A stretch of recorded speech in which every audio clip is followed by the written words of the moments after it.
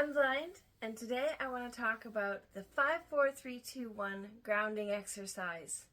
This helps people to stay in the moment and be present in the situation that they're in. It helps to reduce stress and to make people feel a little bit more centered. So before we begin, I want you to get into a comfortable sitting position. Take a few deep breaths in through your nose and out through your mouth. Okay? So once we're sitting comfortably, I'm going to go through the 5 different senses. So first we talk about the 5 things that we can see. Now, for you sighted people, this is easy. You can look around the room and go, oh, I see a light, I see a table. For those of us who are blind, just be aware of what's in the room with us. So I know that there is a stuffed animal over there because I like my stuffies.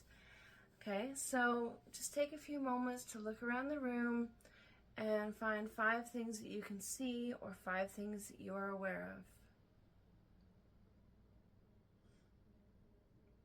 Now I want you to look into 4 things that you can touch.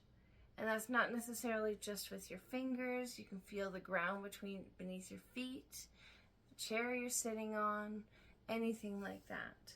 So for me, right now, I can feel the clothes that I'm wearing, the floor beneath my feet. If my cat's nearby, I can feel her fur. Just things that will help you to be grounded and centered. So the third thing that we're going to talk about is 3 things that you can hear. So my window's open right now. I can hear a train going by in the distance. When I'm in my living room, I can hear my cat's fountain, and sometimes I can even hear my cat. But these things will help us to just stay present and in the moment and be aware of what's around. Actually, I use things that I can hear when I'm in big crowds, and that's when I feel the most anxious.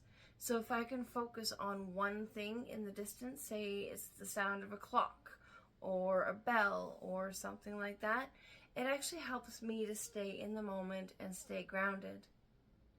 So the next one is 2 things you can smell.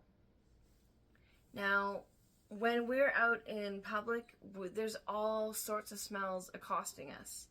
But if we try to focus on just 2 things, 2 distinct scents, it will help us. Right now, I can smell the oil from my oil lamp, and it's smelling like lavender. But I can also smell the laundry detergent because I have clean laundry that I just did. So those are 2 things that I can smell. But even if you're trying it out and you have a hard time finding something that you can smell, think of something that you like, something that's pleasant, something that reminds you of good memories. For me, it's peppermint or bread baking. Okay? And the final thing is 1 thing that you can touch.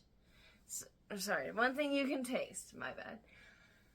And so for that, a lot of us, we don't really think that there's any tastes in our mouth, but if you really think about it, you run your tongue over your teeth, over your gums, even if it's the taste of toothpaste or maybe something you just ate.